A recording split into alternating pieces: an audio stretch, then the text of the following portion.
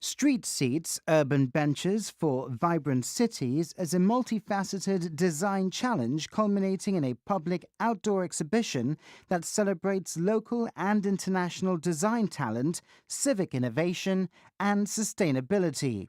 Design Museum Portland says as cities become increasingly dense, leaders are focused on developing urban spaces that employ creative functionality while preserving identity and celebrating culture. Street Seats, they say, activates the visibility and livability of an urban area while being socially and environmentally conscious. The 15 Street Seats semi-finalists have now been announced and are to be fabricated and installed for a 6-month outdoor exhibition walking tour. And Gibraltar's Gamma Architects is one of them. So yes, we're semi-finalists. We're really, really excited. What this means is that our bench gets made now, and we're in for the finals. And at the end of this process, they'll select three, the winner, and two runners-up. We felt that a street bench is an opportunity for people to meet, whether whether it would be random meetings, strangers, friends. And we felt that it tends to be something which is open to everybody. But in fact, on further consideration, we realized that it's not really open to everybody, because if you're in a wheelchair, for example, or in a buggy or that sort of thing, you tend to only be able to sit on the peripheries of the side of the street bench.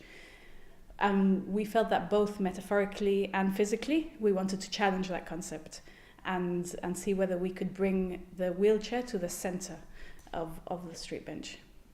So in the conceptual sort of design, the metals and the woods that are used, it goes that deep, doesn't it? You're thinking about how to feasibly make this and also be sort of environmentally friendly? So yeah, part of being selected as part of the semi-finalists, we need to physically make the bench. So we're liaising with locals from Portland, Oregon, which is where the bench is going to be eventually made and put in position. We need to obviously look into where we're sourcing the material. We want to be sustainable in the way that we source the material, manufacture it, and how well this bench will hopefully last the test of time, and something that is going to be enjoyable for the user, not just look the part, but actually be usable as a bench. Yeah. One thing that we considered was, it would be great to make this bench out of sustainable materials, but if we made the bench locally and had it exported all the way over to the USA, the carbon footprint would go through the roof, which is why we concluded having it made over there under our direction was probably the best solution. And that's what we try to consider when considering materials. It's not just the materials themselves, it's how they get to where they need to get to and where they come from.